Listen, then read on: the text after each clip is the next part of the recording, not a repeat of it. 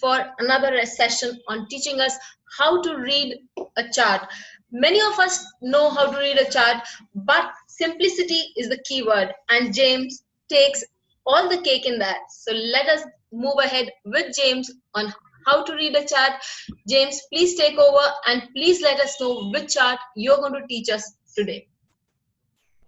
Oh, I'm just going to go through the charts and we'll talk about the different aspects. Okay, James. We'll put up charts. I'll tell you how I see the conjunctions and the planets and the. My take is always a little bit different from most because I only use what I can find works for me. So I do not care what the texts say. When I find that the texts disagree, I go looking to find out why they disagree. For example, somebody emailed me today and they said, my Jupiter is exalted but retrograde. Is it fallen? And I say, no, it's an exaggeration. It just means that it's not as good, okay? Or they'll say, my moon is waxing, so it's really benefic, and his moon is waning, so it's really malefic. No, his moon could be waning, but it could be 2 days after full. So even though it's waning, it's very bright. Or you could have somebody where the moon is waning by 1 day, by waxing by 1 day. Oh, it's waxing, but it's a day after the new moon. It's very dim. So these are things, when I find things that I don't agree with, I go looking to find out why, what I think they had in mind. Mostly what I find is a lot of exaggerations, which has a purpose. You know, it gets the idea across, but it's not exactly accurate. So, and then there's things that I simply disagree with. I disagree with Vargotama. I have not found a Vargotama planet is if you have, say, Venus in Capricorn in the natal and Venus in Capricorn in the Navamsha. Venus is supposed to act like it's in its own sign. I tried that for 3 years and I finally said, this is ridiculous. This just simply doesn't work. So that's my findings. So I only use what works. And in the divisional charts, I do not find the divisional charts to work if I use them as a whole chart. So if I'm looking at a dasamsha and I want to be accurate, all I will look at is the 10th house. The planets in the 10th house, what houses they rule in the 10th, the ruler of the 10th house, what house that's in. I don't use aspects. I keep it very simple and I just go by the 10th house and a little bit by the 1st house.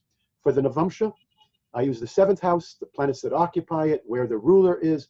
I don't use aspects, and I use the 1st house a little bit. And then I can be accurate. But if I look at the whole chart, I may say 4 planets in the 6th house. And you think, oh, that's going to be medicine. But it's not, because the 10th house has nothing to do with medicine in that chart. So that's the way I work. You said that in divisional charts, you do not take up too many houses, just the respective house concerned, and the aspects are also something that you do not bother about in a divisional chart. If I'm reading, not a natal chart, but in the divisional charts, what works for me, if I want to be accurate, so if I'm doing the divisional charts, the only way I can be truly accurate is to take the 10th house alone and the 1st house for the dasamsha, the 7th alone for the 1st house, for the navamsha, the 7th house and the 1st house. That's how I do it. Okay. So, and what about conjunctions? How would you define conjunctions? In the divisionals? Yes, in the divisionals as well as in the normal charts. Well, I don't really bother with the aspects in the divisionals. Now, if I have the 7, if it's in the, let's say you're doing the Navamsha and the 7th ruler is in, say, Cancer with fallen Mars, that may have an effect on it. But I don't use aspects so much in the divisionals. Okay. So we will move on to the chart that you said you are going to teach us today. So should we take up Vivekananda's chart today first? Okay. Yep. Taking up the chart of Swami Vivekananda, we see that he has his ascendant in Sagittarius. The sun is also placed in Sagittarius. Sun is the ruler of the 9th house here. Venus, being the ruler of the 6th house and the 11th house, is placed in the 2nd house in Capricorn. Mercury, as the ruler of the 7th house of Gemini and the 10th house of Virgo, is also placed in Capricorn in the 2nd house. Mars, the ruler of the 5th house, is present very much in the 5th house of Aries itself. Ketu is present in the 6th house.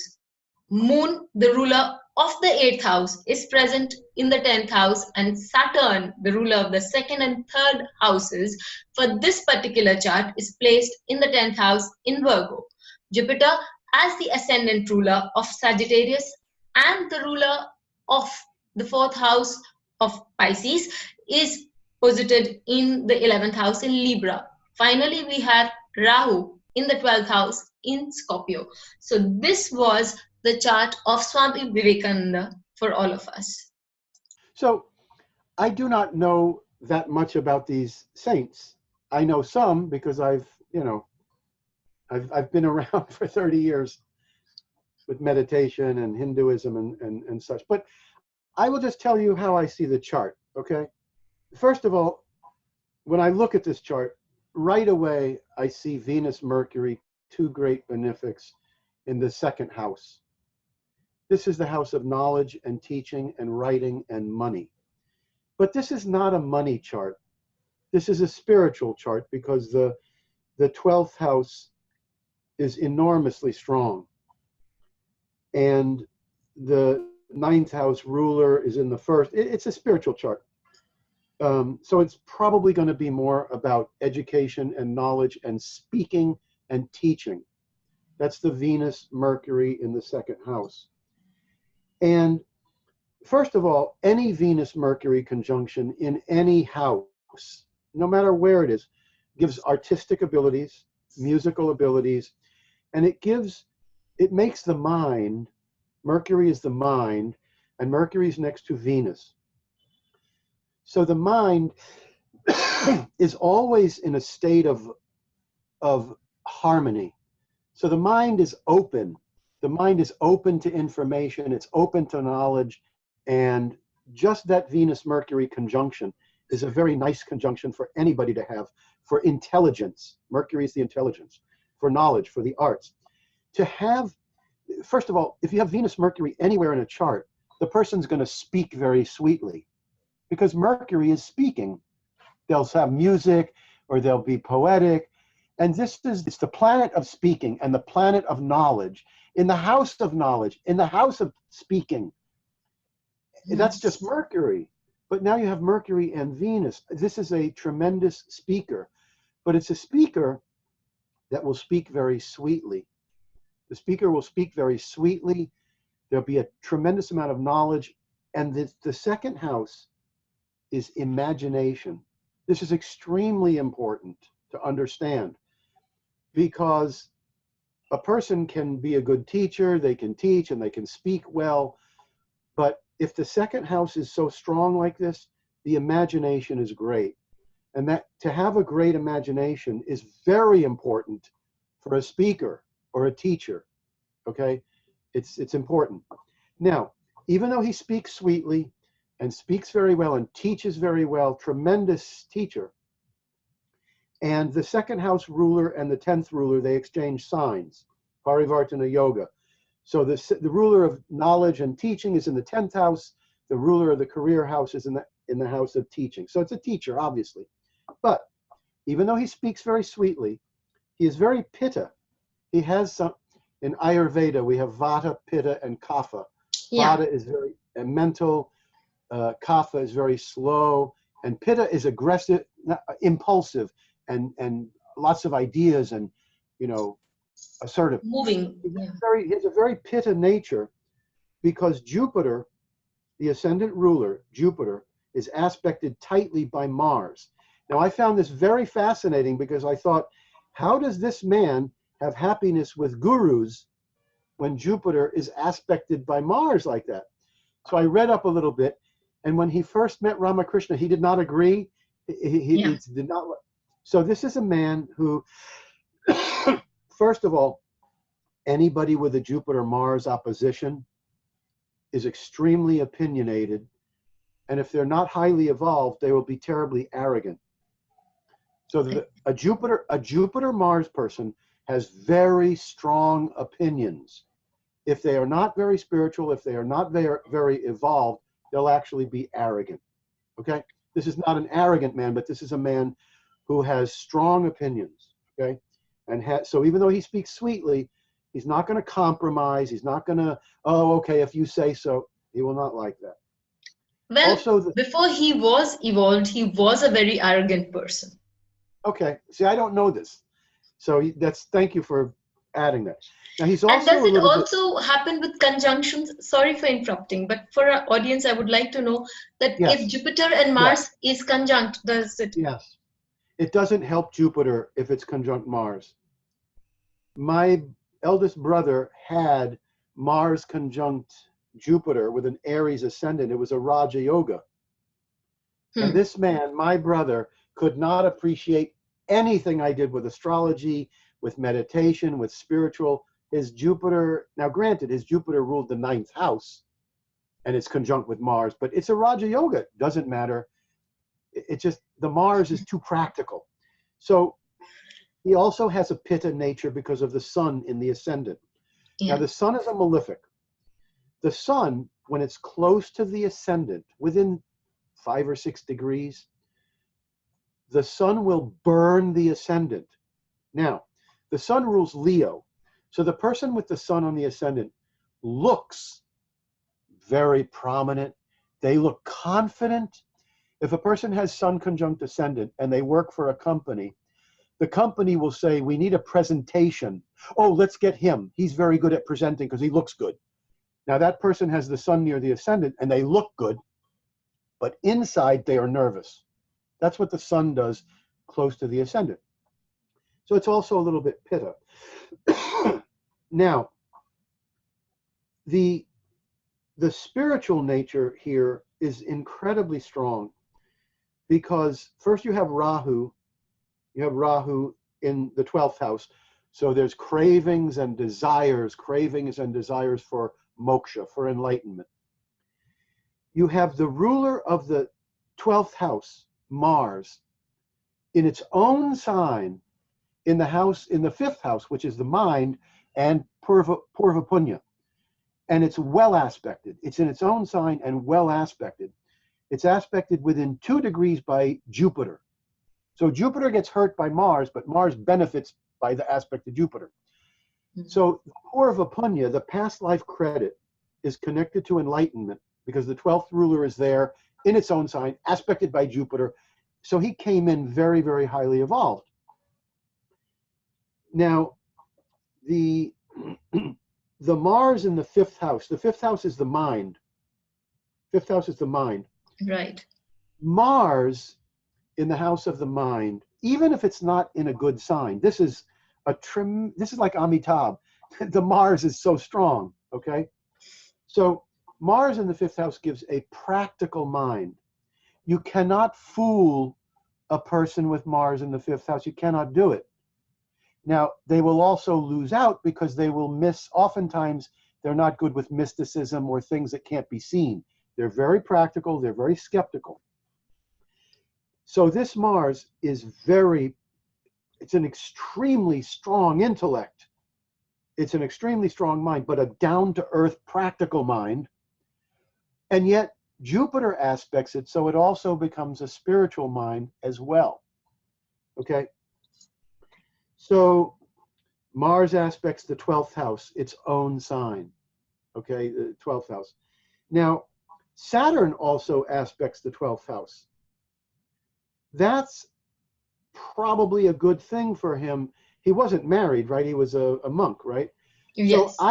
So I would say, like, this is a horoscope that you would normally expect to be married because the 7th ruler is 4 degrees away from Venus. So marriage is there. but Saturn and the Sun, two malefics, aspect the seventh house, and Saturn aspects the Moon, which is females and makes him more of a monk, and Saturn aspects the 12th house, because the sexual desires could be extremely strong with this Mars, but Saturn aspects the 12th house. It's possible that Mars, possible, not certain. Parashara considered Rahu exalted in Taurus.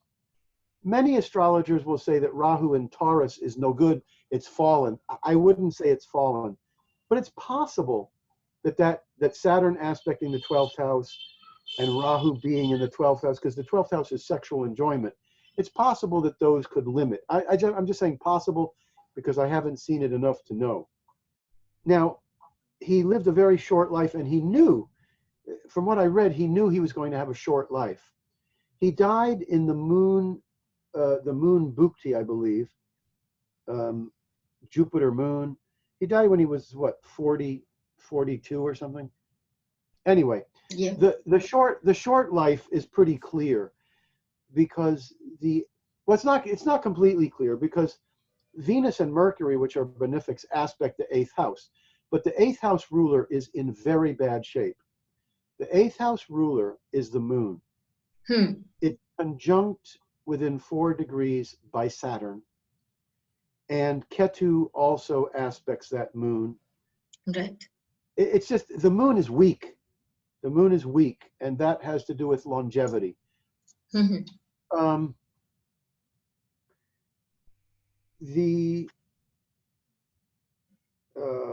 Now, in the Dasamsha chart, the ruler of the 10th house is in the 4th, in the Dasamsha.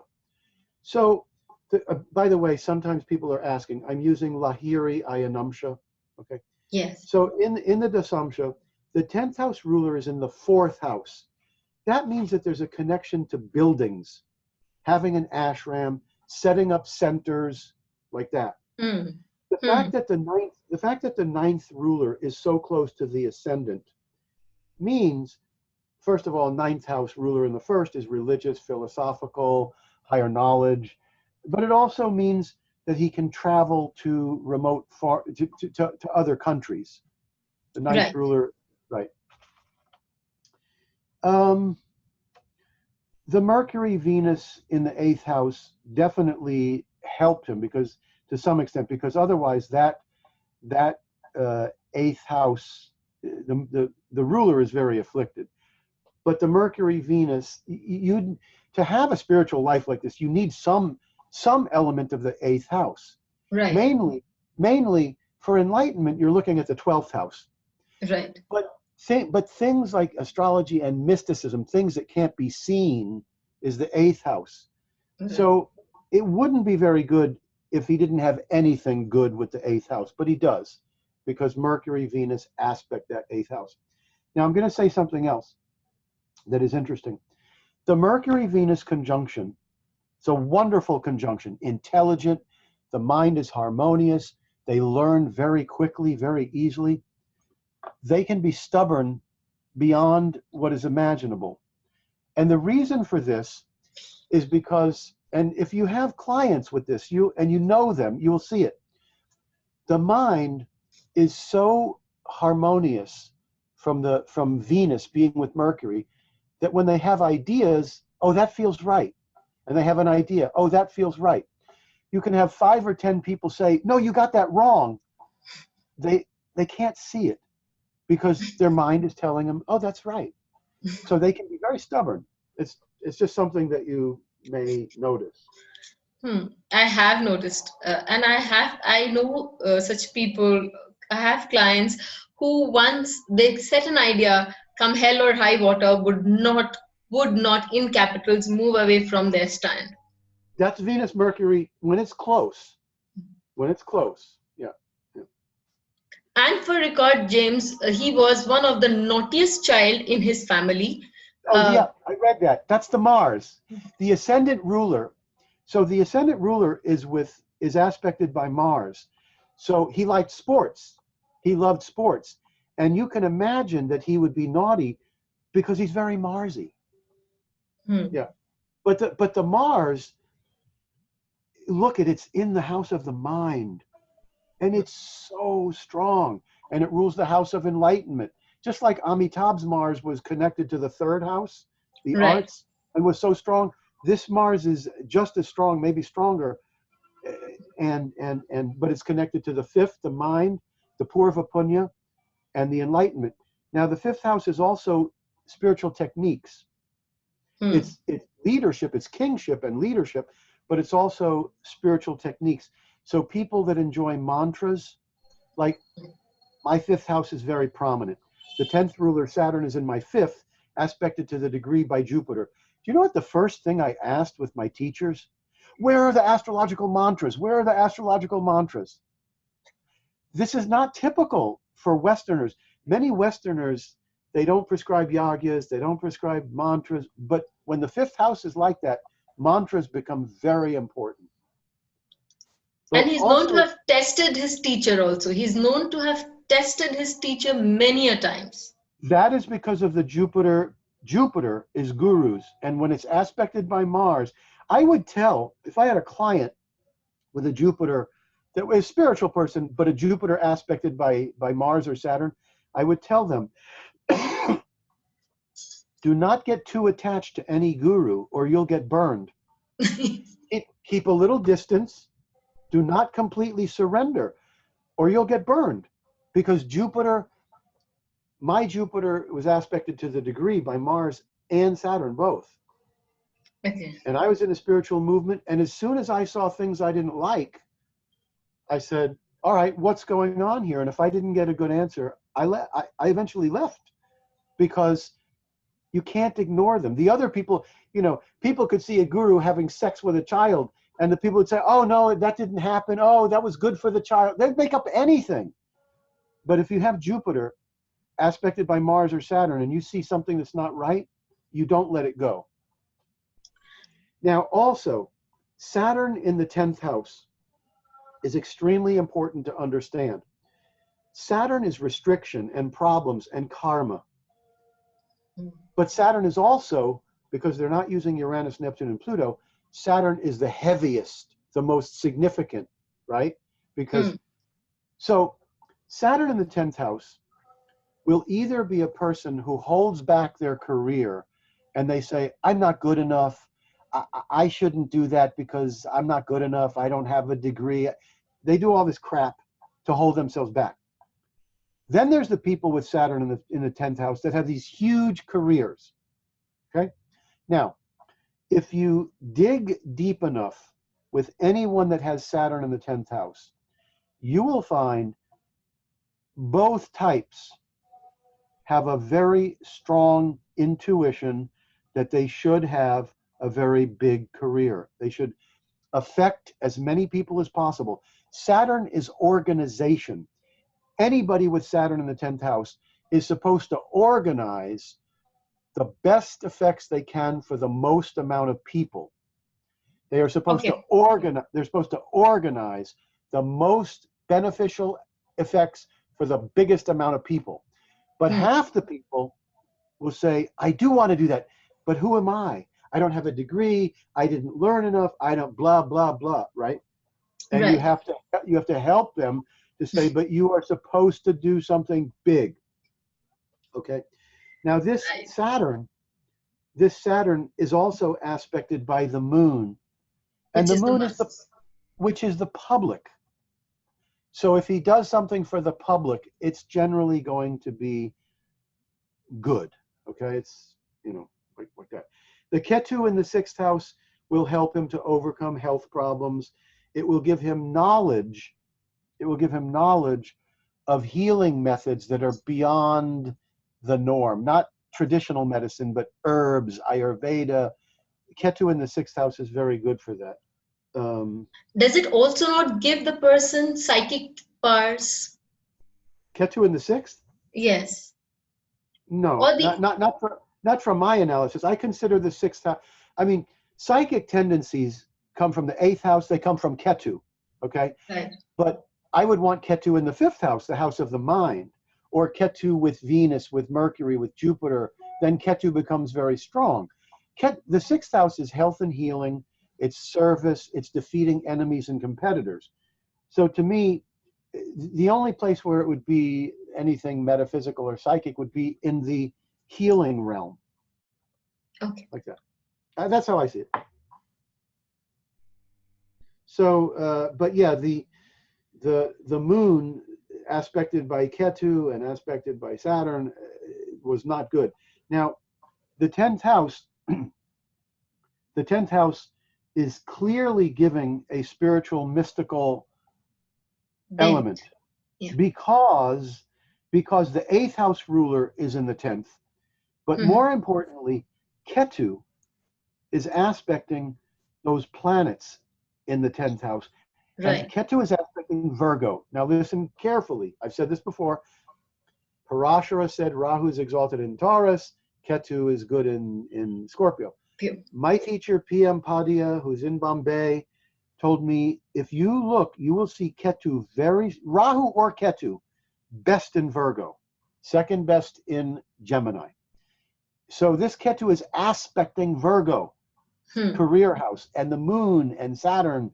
So this is very, very, spiritual, metaphysical, consciousness raising career. If I'm doing a chart for a client like this, and they are doing a career, they can be a teacher. The teaching is clear from this horoscope. They can be speaking, they can be writing poetry, they can be writing music. But the career must be consciousness raising, must be, because the 8th ruler is there, and because Ketu is aspecting the 10th, aspecting Virgo. If this career is not spiritual, metaphysical, consciousness raising, the person will never feel they found their dharma. They will find a nice career that they enjoy, but in the back of their head, they'll be saying, but shouldn't something missing? Absolutely, 100%. 100%. Now, this is an interesting chart because the Mars is so strong, and the marriage house has strength because Mercury is conjunct with Venus, right? And Jupiter aspects the marriage house. And the Mars must be giving tremendously strong sexual energy. Right. And yet the Saturn Moon gives the monk-like nature, the very humble, very, very humble, completely. So it's a fascinating chart because Jupiter aspected by Mars makes him arrogant or very opinionated, but this is balanced by Saturn Moon, which is very humble. Maybe I could be wrong. Let me listen to what other people have to say. The fact that he was so connected to many religions, right. I do not think that he could possibly have been geared that way were it not for the humility of Saturn Moon. If it was not for the humility of Saturn Moon, which would always make him question himself. So his first thoughts are, this religion is the great religion. But then Saturn Moon, he would hear about Christianity or some other religion, and he would have to take it seriously because Saturn Moon makes you question things, doubt yourself. I was reading a book called Sapiens recently, and it said the human race did not get very far until the year 1500 when people gained science and they said, we might be wrong, we have to test this. We don't know if we're right until we test it. And the book said that because of they finally acknowledged that they could be wrong. And that's when science took off. They tested everything. So the name of the book, please. Sapiens. Sapiens. Sapiens. There's a word, Homo sapiens. Sapiens. Okay, sapiens. Yeah. Homo sapiens is the human being that we are today, and this word is called sapiens. This is the most brilliant book I've read in 10 years. It's about the human race. Okay. But see, when I read this, I said, that's the reason that I can gain things in astrology that some astrologers cannot, because I'm always doubting myself. I'm always doubting. So when I tell you that the divisional charts don't work if I use them as a whole, I didn't decide that 15 years ago and let it go. No, I saw that 15 years ago. 3 or 4 years later, I went back and tested it because I gained more knowledge. When I saw Vargotama doesn't work, I stopped using it. But 5 years later, I went back to see, let me check again. If you don't doubt yourself, you never get anywhere. So you're open to questioning. You're open to questioning, and you're open to allowing your mind to say that yes, I may be wrong. I can be wrong, Right. and there is a definite other theory which will work better. Right. But Vivekananda has this 100%, because Mercury conjunct Venus means, even though he's stubborn, when he learns something, he becomes stubborn. But the mind, with Mercury next to a benefic, the mind is always open, always able to learn. They're always able to learn. And then you have this strong, opinionated nature. But with the moon, Saturn, he has to doubt himself. He has to take everything into consideration. We take it for granted today that it's okay that all religions can work. When he was saying this, it was radical. For a lot of people, it was radical. That's because he had those qualities. So if you're an astrologer and you have a horoscope like this, I promise you, if you're doing a chart like this in the first 3 or 4 years of your work, you are confused beyond belief, because you say, he's got Saturn Moon. It's very restrictive. He doesn't trust himself. He always holds back and thinks he's wrong. But then he's got Mercury, Venus, and then he's got Mars, Jupiter. So you go, so what does this mean? So this is where you have to put the entire chart together. You have to be able to look at the chart, see all the different things, and then say, so what does it mean that a person is arrogant and completely self-doubting? What does that mean? How does it manifest? That's what your job is as an astrologer.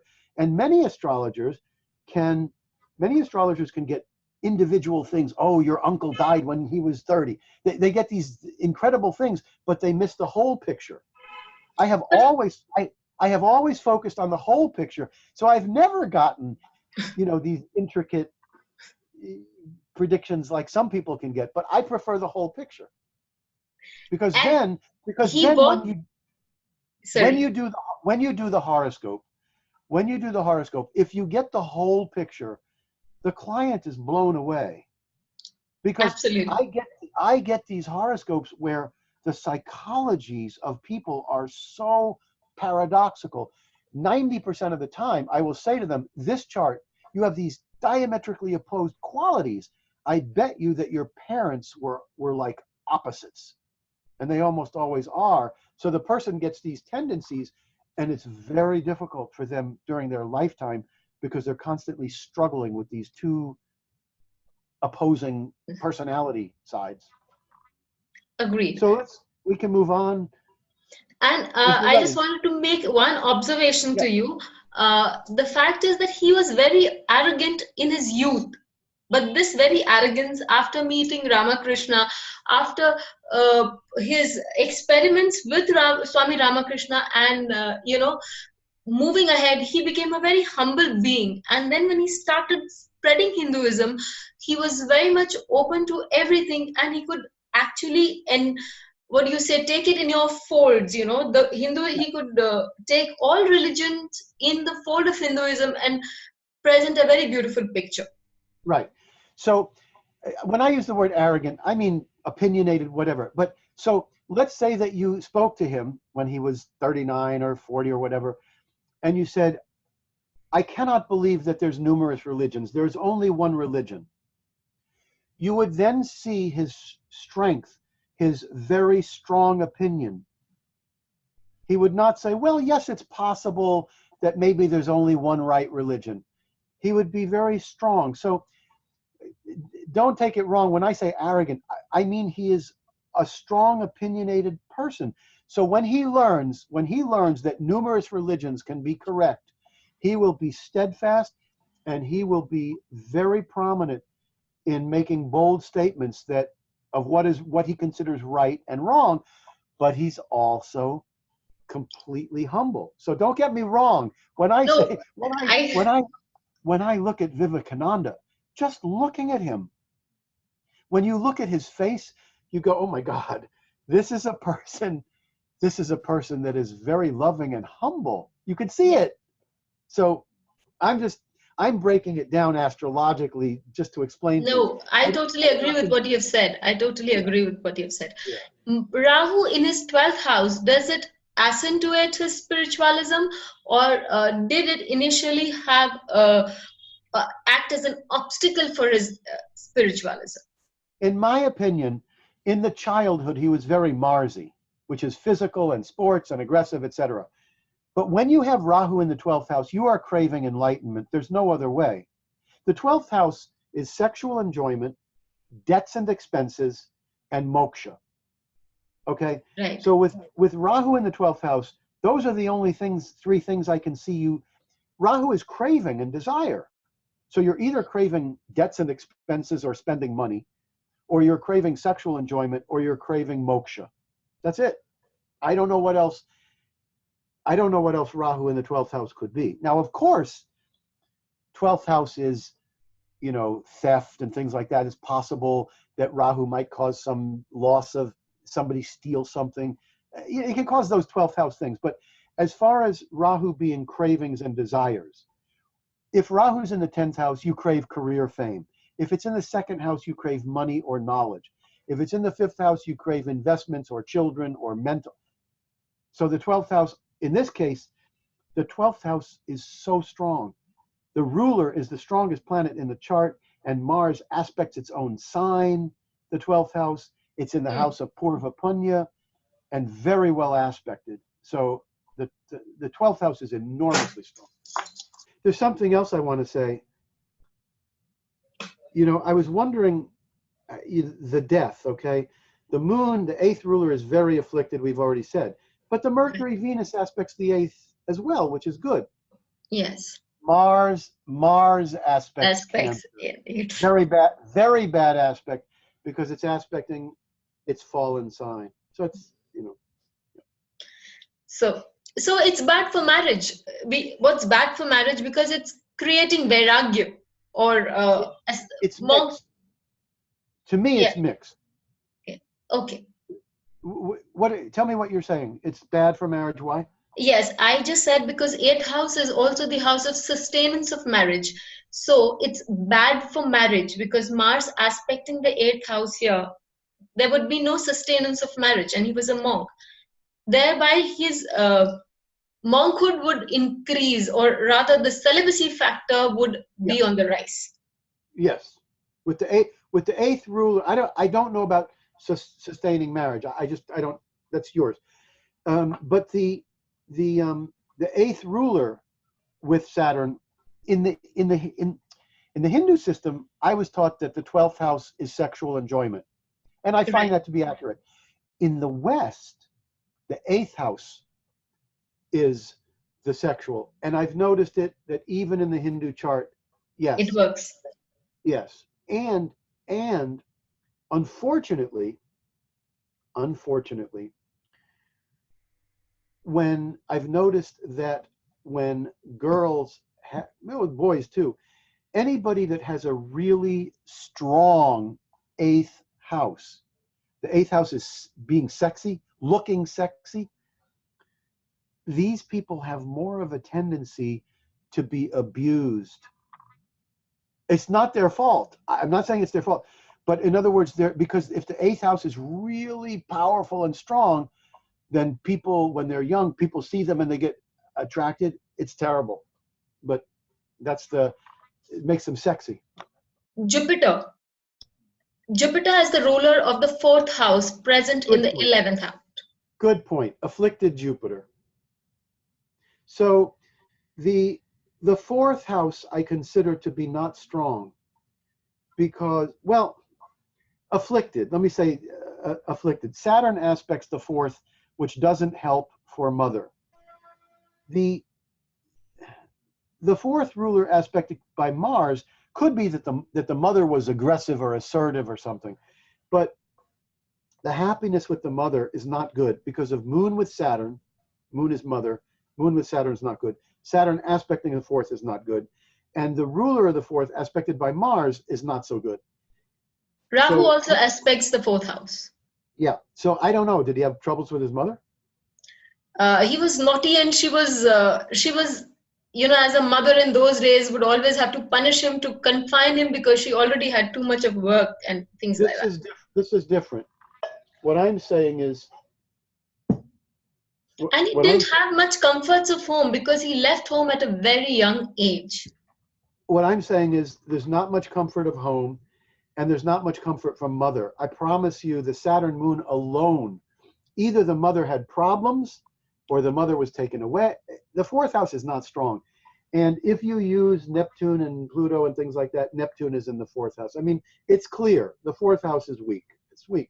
So he didn't have the comforts of the home. He didn't have the comforts of the bed because he was a monk. So he would, even in America, if I remember when he went, he was given one of the most comfortable rooms by the hostess.